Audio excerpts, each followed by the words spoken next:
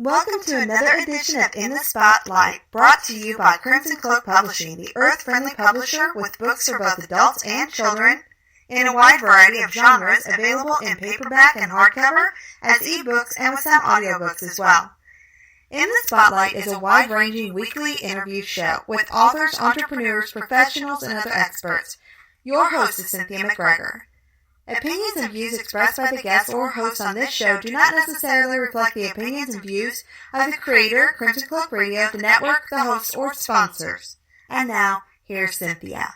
Hi, thanks for the introduction, Carly, and welcome everyone. My first guests today are C.B. Hoffman and Dan Hoffman. They're a mother-son team. C.B. Hoffman is a native Floridian with a B.A. in psychology from the University of Florida and a Master's of Education in English Language Arts from the University of Central Florida.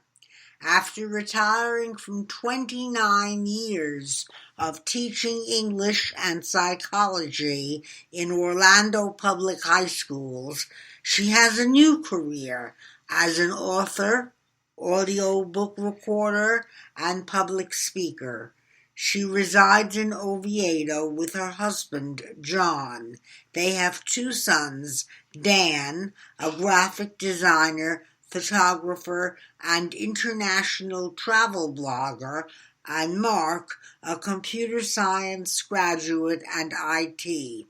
Their faith is a driving force behind the major themes in their books, and Dan is part of the mother-son team with CB. CB Hoffman and Dan Hoffman have created and self-published 6 ebooks, 3 audiobooks, and a short film about a fashion designer who was blackmailed into being an assassin. They're doing it all on their own, from writing and editing the books, designing book covers, producing the ebooks, to recording and producing audiobooks, shooting and editing video, and marketing and promotion. God inspired their dream, and they would love to share it with you. Welcome, CB and Dan. Hi! Thanks for having us. Thank you very much. Thank you for being here. Dan Hoffman is a partner and motivator in the mother-son do-it-yourself publishing team. Since 2000, Dan has worked as a graphic designer, web designer and developer, photographer, videographer, director, video editor, on-air personality, and motivator, in addition to being the content editor and advisor for CB's books.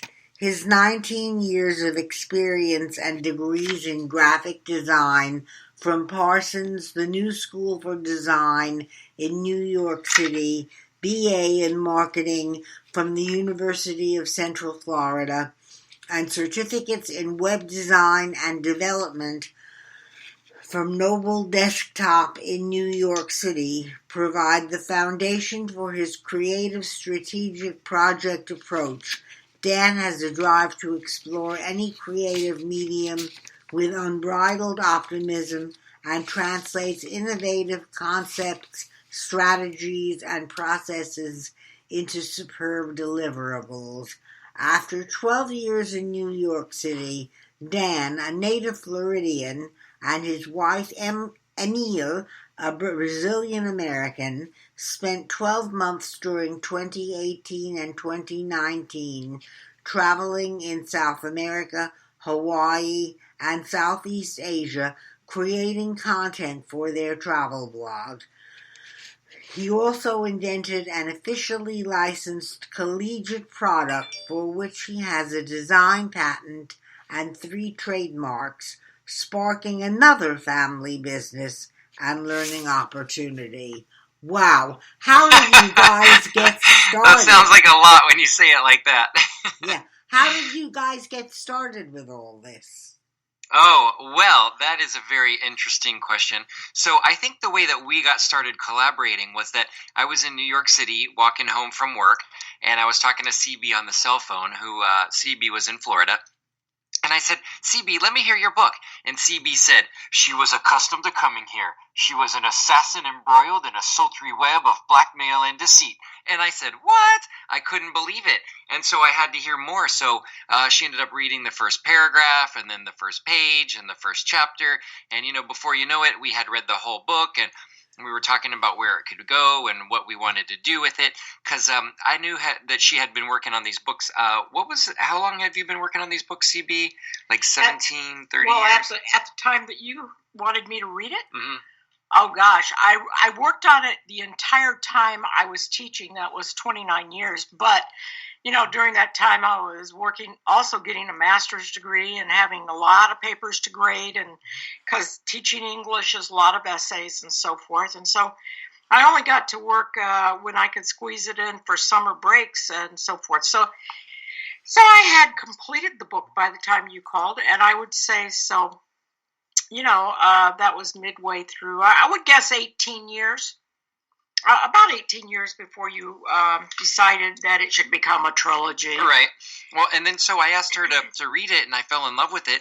And I knew that she had been working on it for a long time. So I was, kind of back in the day before I got my graphic design degree, helping her design some really bad book covers and stuff like that. But, once I heard it in its really pretty awesome form, I just fell in love with it and decided that I wanted to really start helping her with it. And at the time, I was just thinking, I'd help her with a book cover. And we were looking at, having the print books produced ourselves. And I mean, we were looking at, $10,000, which we didn't have just for printing. And then we had to look into distribution. And CB had lined up a publisher at one point, but the lady unfortunately received some devastating health news and had to close the business before CB's book ever was printed. So that was 2008, 2009 when I started helping her, and that was right about the time the first Kindle was coming out. And I remember seeing ads for it in New York City on the bus stations and the little bus enclosures. And I was thinking, wow, okay, it's $400, but you can read books on it. And I started looking into it a little bit more, and it looked like something only for the professional publishing industry. And then it wasn't even maybe a whole year later that Apple introduced, or they started announcing the release of the iPad version 1. And I remember seeing that and thinking, oh man, you can surf the web, you can take photos, you can do all this cool stuff, and you can read photos on it. And so I just remember thinking, okay, cool, these digital books are really going to become a thing. And so then we just started looking at how to make it into digital books. And I found out that I can do that with Adobe InDesign, a page layout program that I use every day. So we started turning it into ebooks, and then the business it was really off and running from there. And what was this first book? The first book was actually the first and last lines were given to me in a dream just before I started teaching, and the first line said, "She was accustomed to coming here. She was an assassin." And then I followed all the blank lines of a legal pad down to the very last line. And the last line said, "And she fell into the arms of God." So I realized, hey, I think this is supposed to be a book. So I had to write the book to go within the parameters of the first and last line. So we have named it Consuming Fire, an Alexa Sylvan novel. And then Dan decided it should be a trilogy. So we've got Murder by Design is the second one, and Bulletproof Wedding is the third one. And the gifts, the animated gifts that Dan has made for the covers that are on cbhoffman.com are just really a lot of fun. What are your expert tips for self-publishing? Ooh, go ahead, CB. Wow. I'll jump in as needed. Well, first of all, don't give up. Don't ever give up. Just you've got just as much talent as anyone else, and you just have to have the drive to pursue it. Yes, but before even that, pray daily for miracles, because you're going to need some miracles, and then don't ever give up. And then go ahead, CB. Yeah, all of that. And I have on our website, CB as in boy, Hoffman is HOFFMANN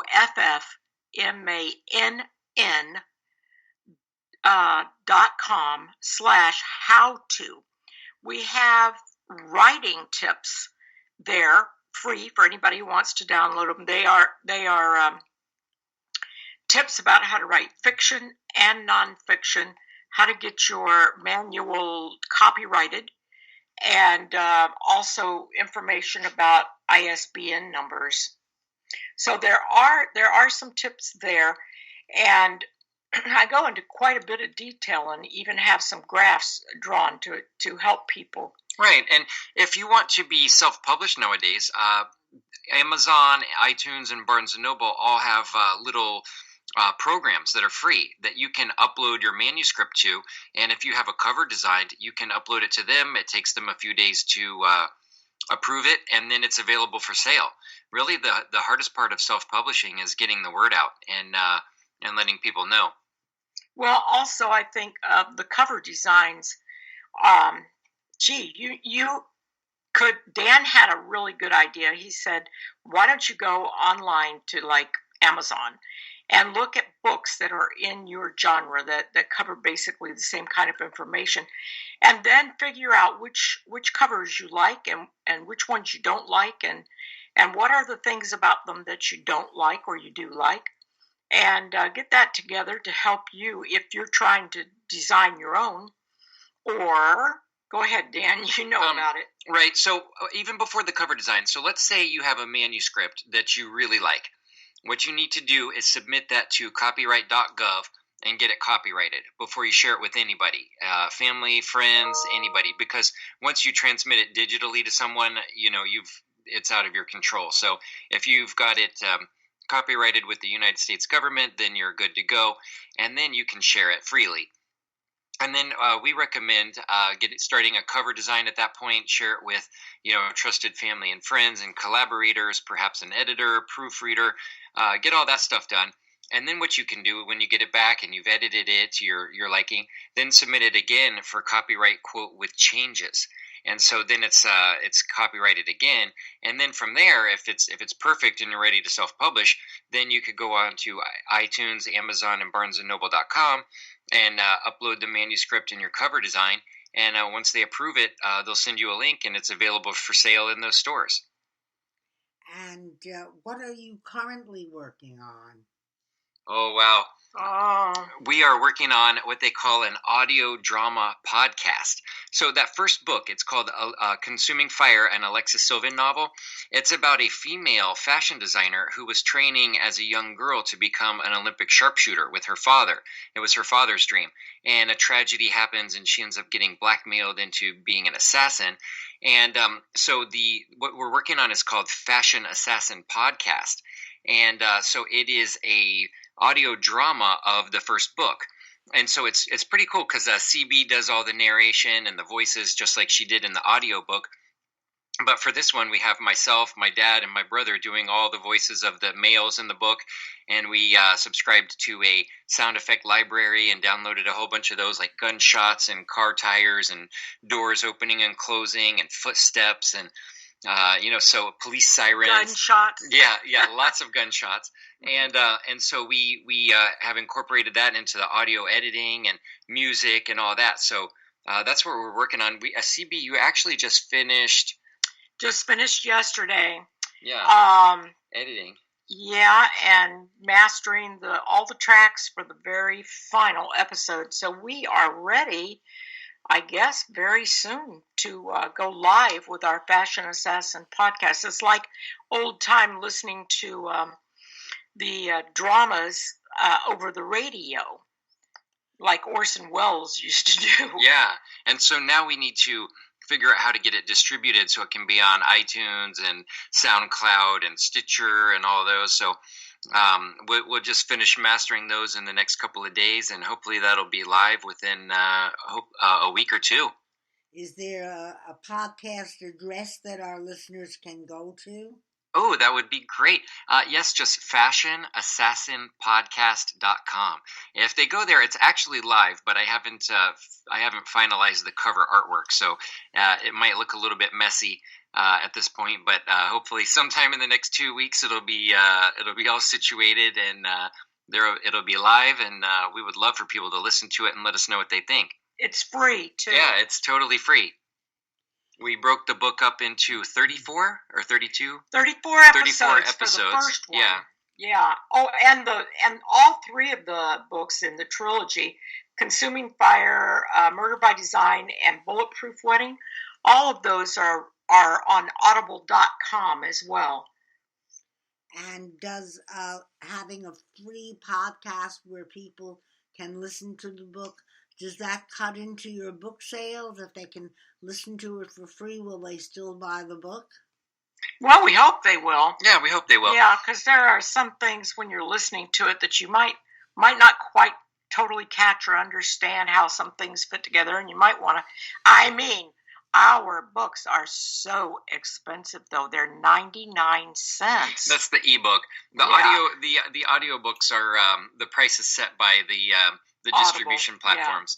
Yeah, but so we're just hoping that people will listen to the book and CB's books. CB taught high school for like a century. A century. And she wants to make sure that there's no sex or drugs or cussing, and according to her faith as well, and so that it's safe for any ears in the car, so you can listen to it while you're driving. And there's romance, but no sex. So I don't know how writing a sex scene with your mom would go anyway. That would be awful. Yeah, awkward. Yes. But so we're just hoping that people share the same taste. We're looking for something positive with no sex or drugs or cussing, but still full of action, intrigue, mystery, suspense. I've always been an Indiana Jones fan, and I just love action and mystery and suspense, and so every one of my books has that.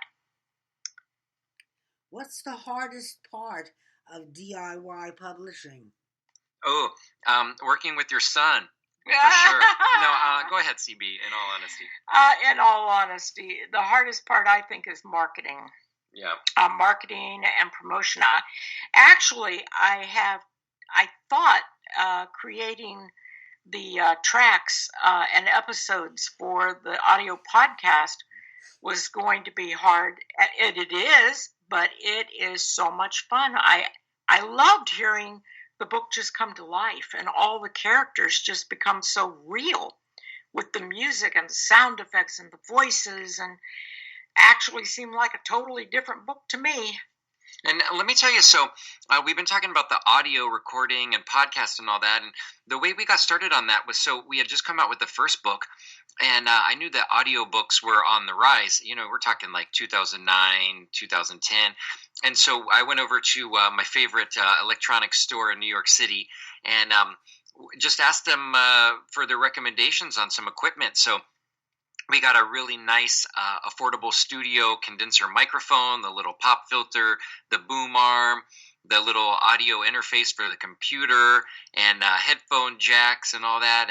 And so I shipped it all down to CB in Florida, and she got it all set up. And so the goal initially was to hire it out. I contacted a couple of audiobook producers, and the price back then was about $3,000 for 6 finished hours of audio. And I was thinking, okay, this is becoming a trilogy. And CB had actually written another book or two. She wrote one called Royal Conspiracies, kind of like a female Zorro, turn of the century kind of thing. Princess Slave. Yeah. And so I was thinking, CB's going to have 20 books, over the next 20 years, and we're not going to be able to pay $3,000 every time we need an audiobook created. So I was like, well, we're do-it-yourselfers. Let's do it yourself. So I went into that store. We got all the stuff. We shipped it down. Got it all set up. John, my dad, helps. He's a big part of the team. And they would go to Apple to learn GarageBand almost every day, or sometimes twice a day. But, we must have done that first book at least 3 times. And now CB's really, really competent audio recorder and voice narrator. And it's just really fun to be in here recording my voice and watching my brother and dad, do all the stuff together, and it's just that's a little sidebar I'd like to mention to you. The fact is, they are in the books. The very first book, Consuming Fire, I put in Dan has a major part as the character called Daniel Gother, and it's funny how the characters I wrote in there started taking on the same kind of characteristics as my family. So another main character, the FBI agent, is Mark Truman, and that's the part that our son Mark does, and then my husband John does the police chief, John Meredith. And so when it came to recording these for the audio drama podcast, they all did their characters, and it was fun watching them come to life and watching them take on some ownership and identity of that character and decide, well, I wouldn't say it this way, or I wouldn't exactly do that. So they had some input. How long does it take you? How many days, hours, weeks, months to record an audiobook? That depends upon who's your boss. Dan is... and your voice. Luckily, CB has 29 years of teaching English, so you pretty much talk a lot every day. I always talked and used voices and literature with my classes. Yeah. But I would say the first book I recorded, it was just over a month, and I thought it was good to go. But then Dan came along and listened and said, no, I think you're going to have to do it over. So I did. And when all was said and done, I think the first book must have taken several months because I must have done it 4 times. But then afterwards, although that was difficult, the other books came a lot quicker. And it's not just reading the book. You have to have the script there. So you're reading it, but you don't want it to sound like you're reading it. It's more like acting. And part of the challenge as well from the technical side is not hitting the space bar too loud, using like the little trackpad to start and stop recording. And you have to check every sentence. So it's every sentence, sometimes you can have to do 2, 3, 4 times just to make sure it's perfect. Yeah, you can't take a breath in the middle of your sentence. You have to make sure that you're smooth. So you have to time it so that you stop the recording at the end of a sentence and then take a breath before you go on with the next sentence. That's just a, sidebar tidbit there. But so anybody interested in starting a podcast or an audio book, I would say by the time you buy the equipment, let's say you have 0 experience recording audiobooks or audio editing, how long do you think?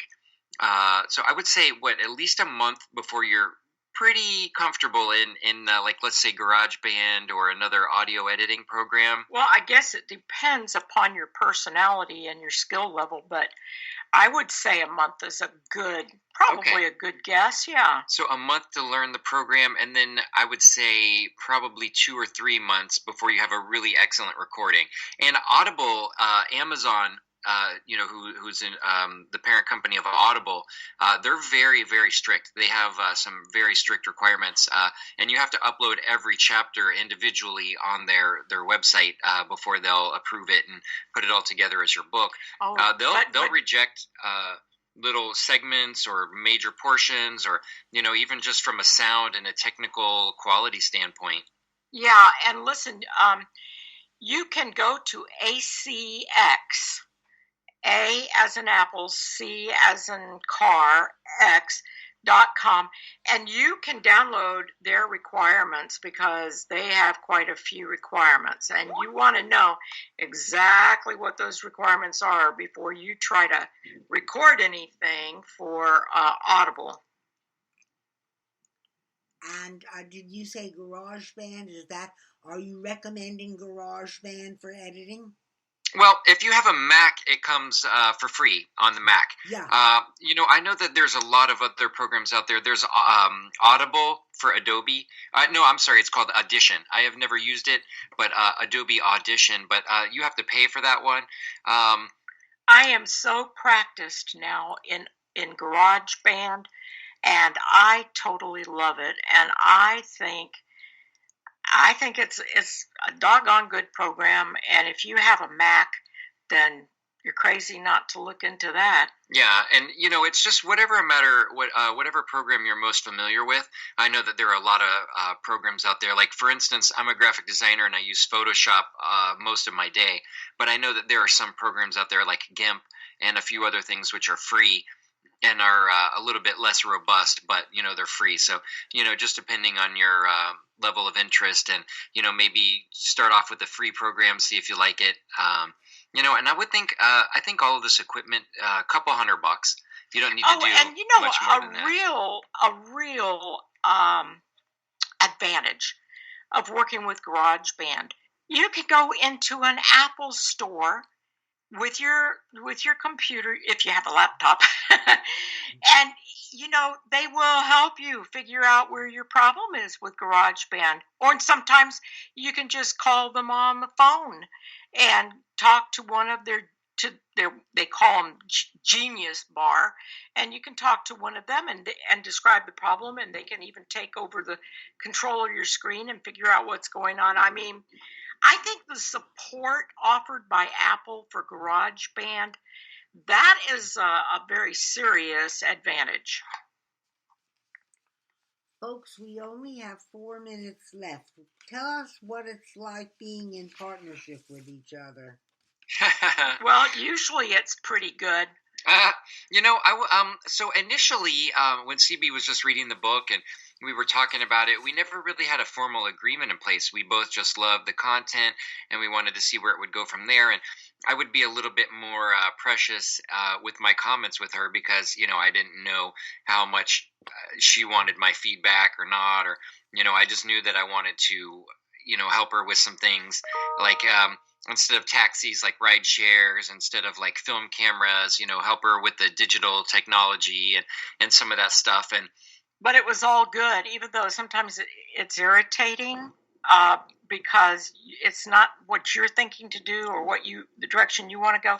If you'll be patient and you'll listen and swallow your pride, be humble about it, oftentimes you find out that what information's being offered you is probably the better way to go. Yeah, and most of when we have disagreements, most of the time it's over kind of business direction and when things should be released and that kind of stuff. Not necessarily creative, things, because those can all be worked out.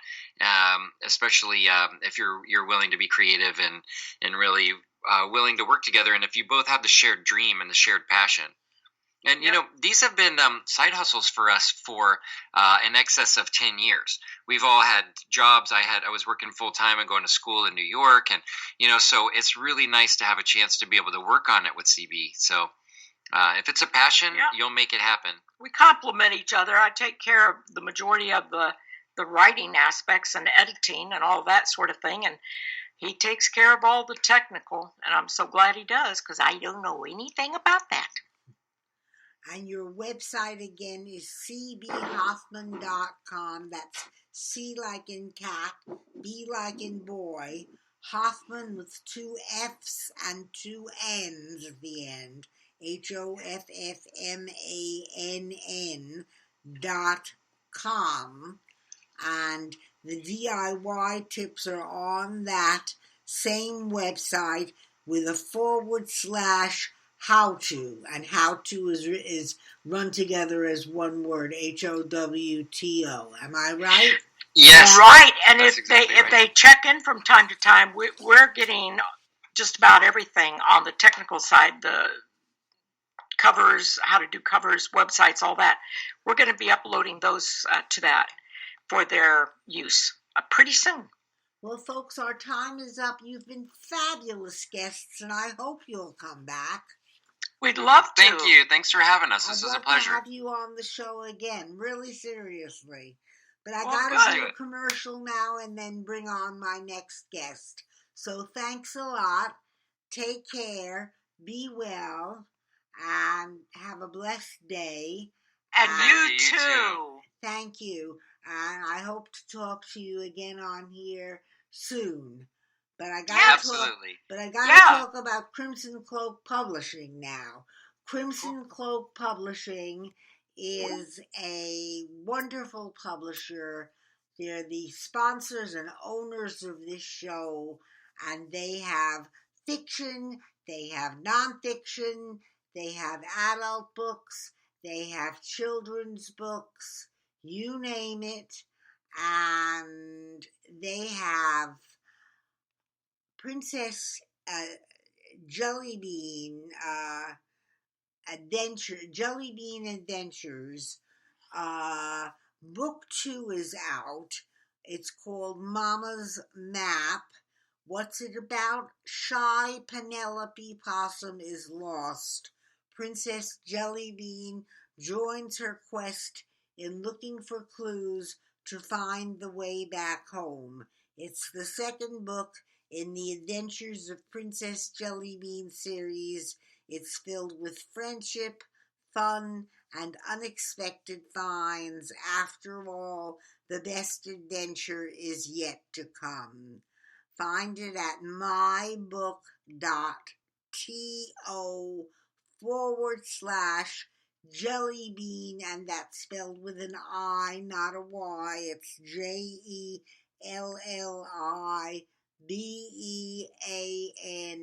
2. mybook.to/Jellybean with an I 2, and that's one of the wonderful books from Crimson Cloak Publishing.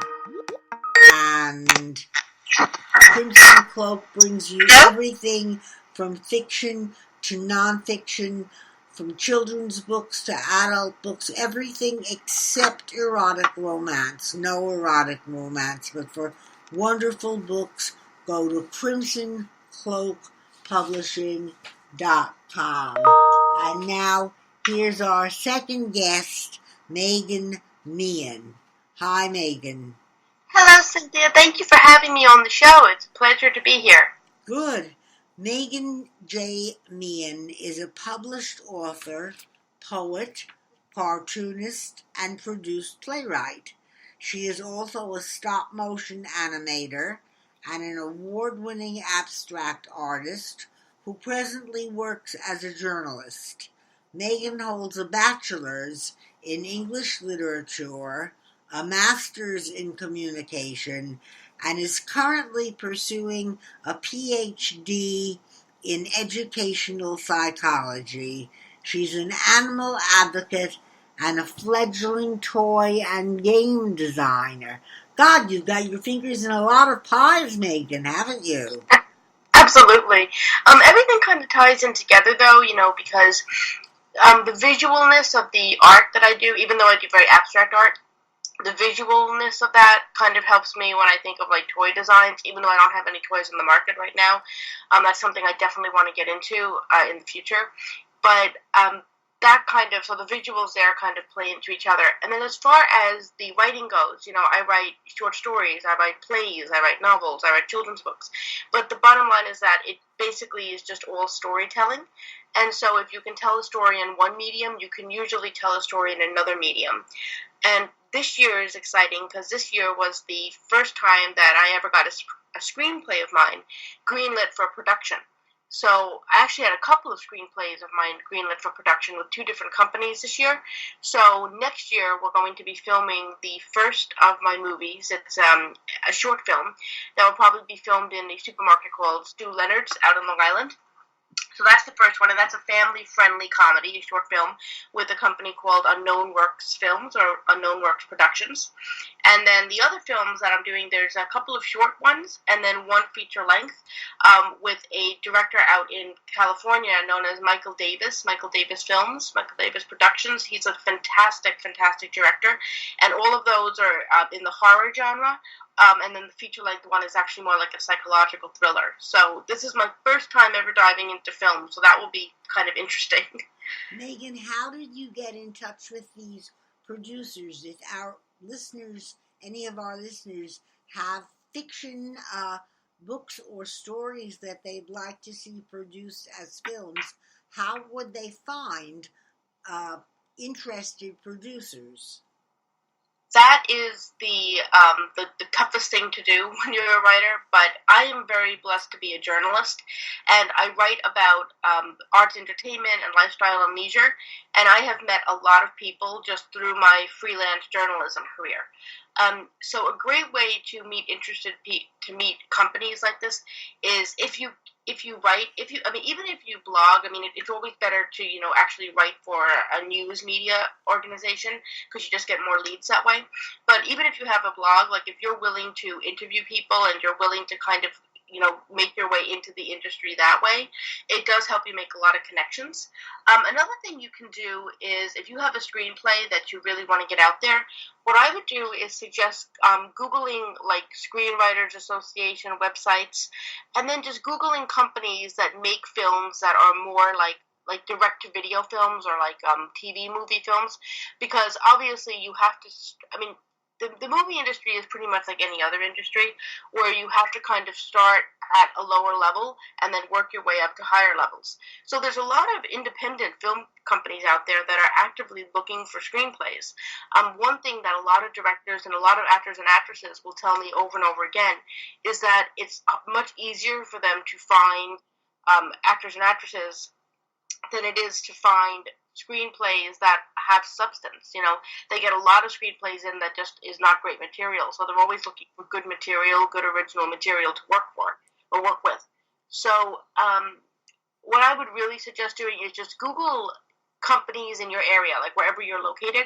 Look to see if there's any movie companies, film producing companies in your area, because you will find that there are a lot of small companies that are based all around America and all around the world, that may be very interested to produce your piece, especially if it is in line with the genres that they typically produce, and also if it is strongly written, because that's what they're looking for. Now, you have a book that was published recently, A Bella's Adventure. How did you get into writing, and what inspired A Bella's Adventure?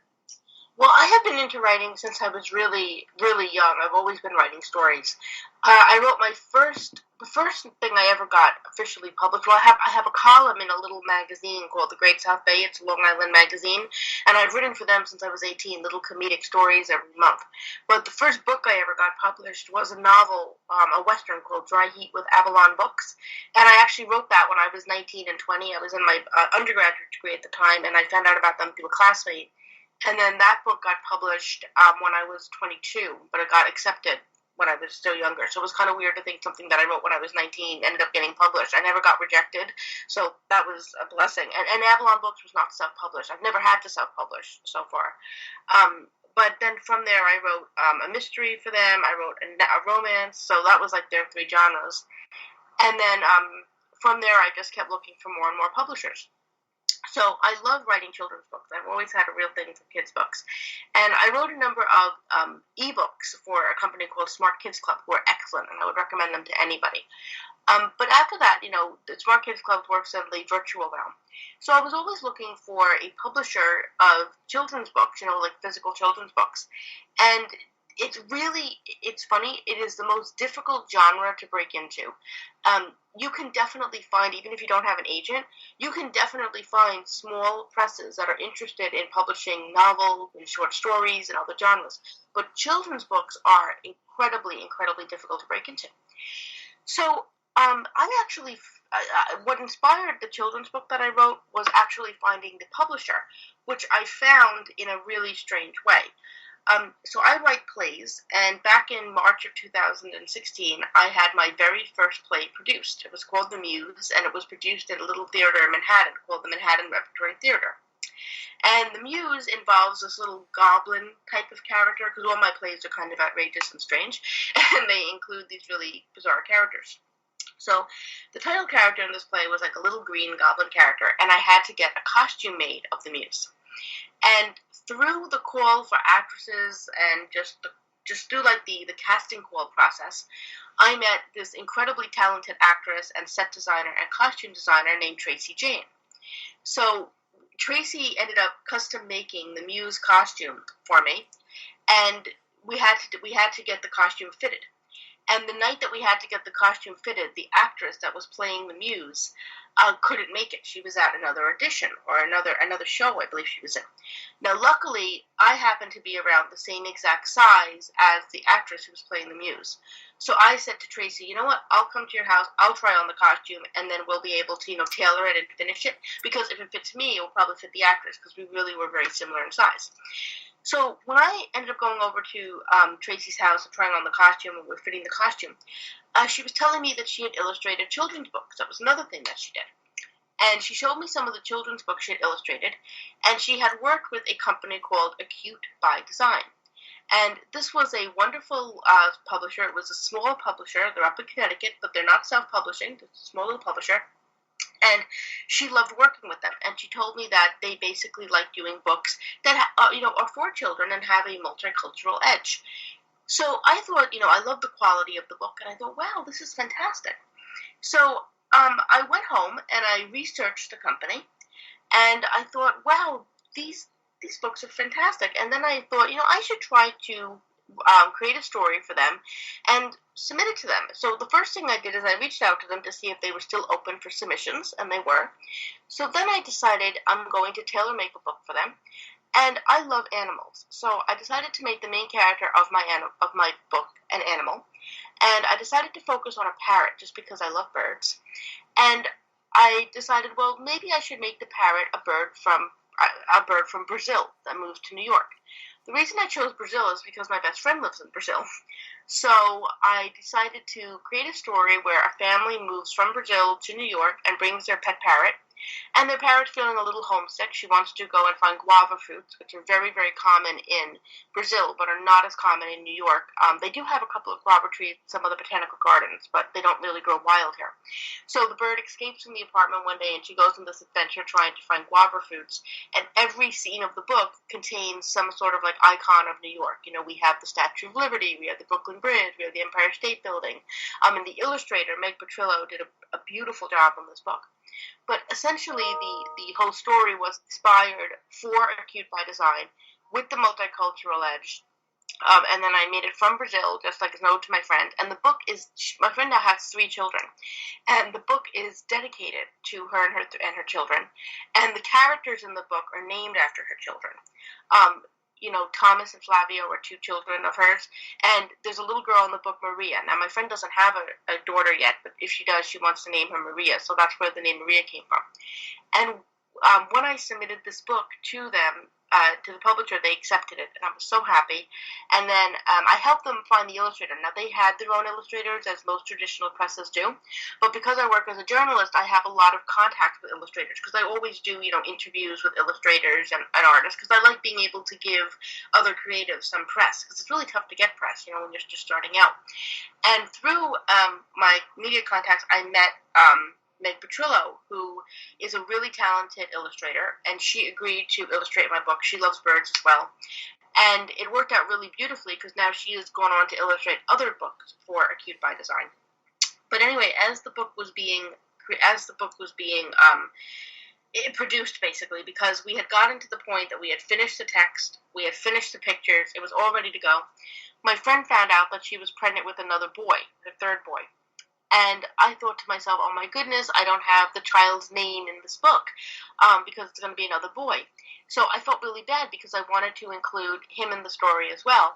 So towards the end of the book, Abella, who is the parrot, gets a friend who is Abella is a scarlet macaw, and she gets a friend who is a blue and gold macaw.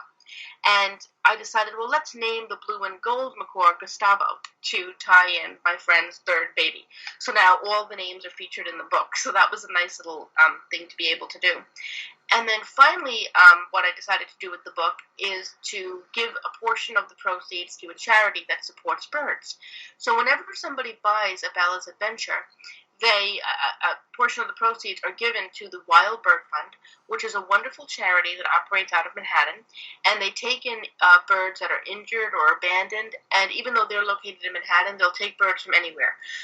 If you have an injured bird and you call them and you're in the tri-state area, You could either bring it to them or sometimes they'll come and get it. But mostly it's better if you can bring it to them just because, they are very busy. But they do a lot of great work, and I love being able to support them a little bit through this book. And so far, the book has done really well. It's right now it's in the bookshop at the New York Historical Society, and we were able to do the City of the Museum of New York. We were able to do a really great reading of the book there, which was a lot of fun. And I'm also trying to get it into the bookshops at the Botanical Gardens in the Bronx and Brooklyn, because the book actually features illustrations of the Botanical Gardens. And I'm also looking into places like the Bronx Zoo and the museums like the Guggenheim and MoMA and the Met, because all of these places are featured in the book. So far the response has been really good, and I've gotten a lot of interest, and so we're just waiting to hear back from some of the organizations to see if they want to order the book to put in the shop, because it's always a thrill to see it in public places like that. Well, meanwhile, if somebody wants to buy the book, where would they go? Right now it's available on Amazon. So what you can do is you can go on, just Google Meagan J. Meehan. It's Meagan J, and then Meehan, Meehan, and then A Bella's Adventure, and that's ABELA''S, and then the word adventure, and it should come up. It's on Amazon. You can also, I think you can get it through the website as well, Acute by Design, but Amazon is probably the best way to go to get it. Okay. And aside from children's books, tell us about the other genres you write in. I write in a range of genres. So as I said, my first book was a mystery, and then a Western, and then a mystery, and then a romantic comedy. In December, I have my first horror novel coming out with another company called Auburn Lake Publishing, and they're fantastic. And it's funny because I write a lot of children's books. I've written over 40 children's ebooks on Smart Kids Club. I now have this book, A Bella's Adventure, coming out with Acute by Design. And I hopefully have a poetry book coming out now. We're discussing with the owner of Acute by Design, Michael Sharp, releasing a book of my free verse poetry in 2020. So that's very exciting. But basically, I am known primarily as a horror writer. And I know that sounds really funny, considering that I also do a lot of work with kids' books, and they're completely opposite side of the spectrum. But I have always loved horror, and I was lucky enough in 2014 to discover a company called Chilling Tales for Dark Nights. They're a YouTube channel, but they're also a bigger company, and they create these fantastic audio narrations of horror stories. So I ended up writing a lot of horror stories and short stories and submitting it to them. And through that, I have been able to get my work out to a huge population. I mean, their YouTube channel has over 200,000 subscribers, I believe, maybe even more at this point. And they have produced, nearly a dozen of my stories, and every single one of them is absolutely fantastic. I love their narrators. I love what they do with the sound effects. They just make my stories sound so great and so polished. And through that, I gained a pretty big fan following from my horror writing. And so now it's really exciting to have my first horror novel coming out in December. So, and I also teach writing classes online. I teach online classes that end with every single story getting published. So I've taught a number of horror writing classes. I've taught 3 of them, and they've proven really popular, mostly through the Chilling Tales for Dark Nights audience. And then this summer, I actually just launched my very first children's writing class, and all the stories from that class will ultimately be published on Smart Kids Club as ebooks. And if people are interested in the children's book writing class, there's a 90% chance that I'll be launching another one in the spring of 2020. And I'm also going to be launching classes that, again, with all the stories ending in publication, in the fantasy genre, in the science fiction genre, in the crime drama genre, all by the end of 2019 into 2020. And then also in 2019, for people that are located in the Long Island area, I'm launching a writing class for playwrights that will actually end with every single play being produced at a theater out in Long Island. So my writing really turned into being just from being my own creative writing into being a creative writing teacher, and then offering classes that the stories end up getting published at the end. So it's very, very worthwhile. I actually call the series the Worthwhile Writing Series for that reason. And this also ties into what I'm working on my PhD. I really want to be a course designer and a curriculum designer.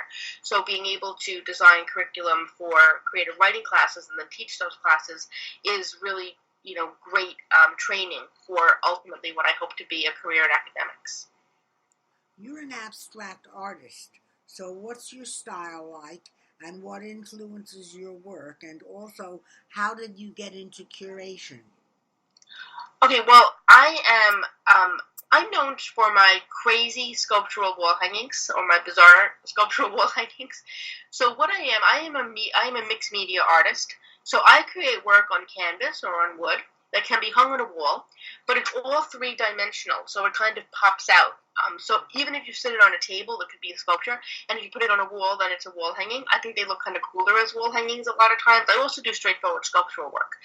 But I am known to work in mixed media. I work with a lot of recycled materials. I'm also an art teacher, and I love teaching people, about how you can make art out of mixed media objects or out of clay. That's a lot of fun.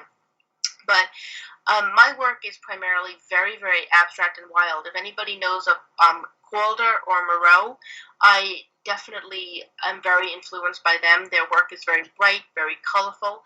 I'm also a big fan of Dr. Seuss, and I think that shows a lot in my art as well.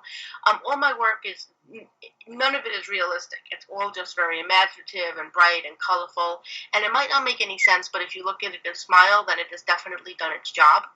I'm also the founder of an art movement that I'm in the process of trademarking, and the art movement is called Conscious Perceptionalism, and this describes a style of artwork that when you create the art, you create it to be equally strong on every single side. So, for example, there's no left, right, up, or down. You basically, when you're creating the art, you make sure that it looks strong from any angle that somebody wants to hang it or perceive it from.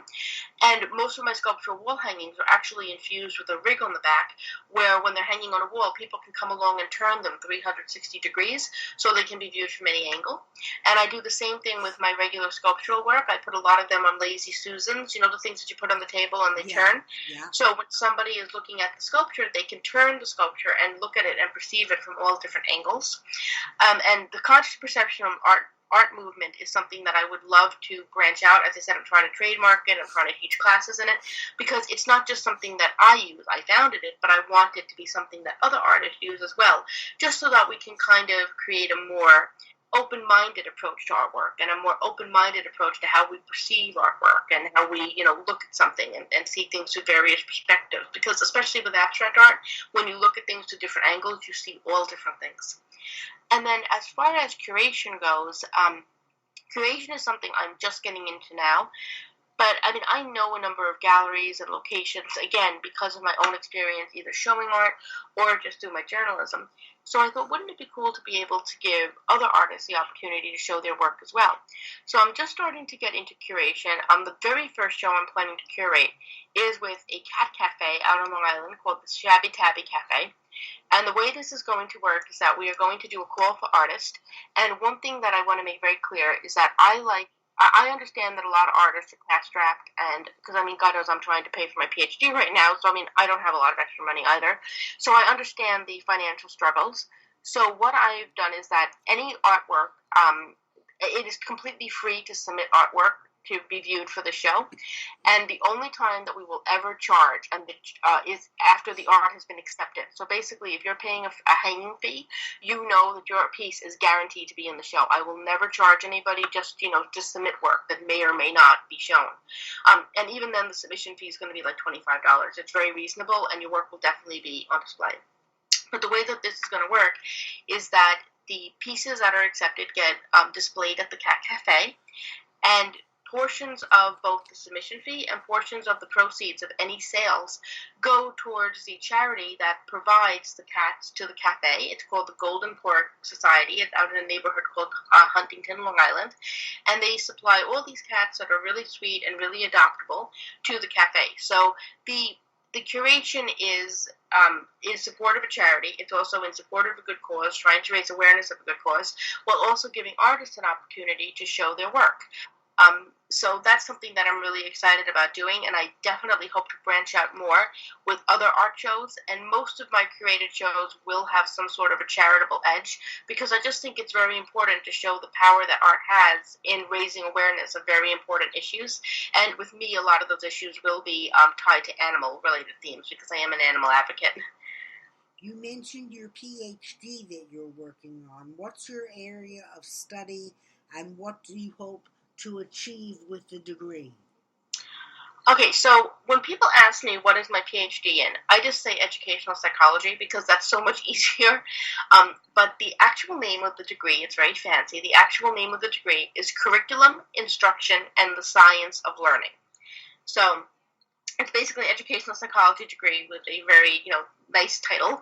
And I am doing this through the University at Buffalo. It's a SUNY school. I do it entirely online, which is great because then I don't need to leave my home. I don't need to leave my area. I can still stay around the city and around Long Island where my contacts are and my work is. But I would recommend this school and this program to anybody. I have a bachelor's degree and a master's degree. I've been to 2 other colleges. But I have to say, University of Buffalo SUNY is the absolute best. They treat their students the best. Their curriculum is the best. They're fantastic. And this degree program is just a dream come true. I absolutely love it. I love the courses. I love the professors. It's great chatting to the other students. It's just wonderful. So my areas of interest are entertainment education and gamification, or games-based learning, rather. And this ties in directly to my other interest. It ties into my creative writing interest. It ties into my interest in the toy and game industry. And I believe in using entertainment to teach, and also play to teach. I think that people learn, people of all ages, young children is always the focus when you talk about entertainment, education, and gamification, or games-based learning.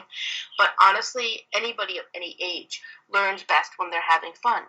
They learn best when they might not even necessarily realize that they're learning. And I think that there's a lot of space in education to branch out and make content across many different genres, or many different subjects, both academic and even social emotional, very entertaining and fun.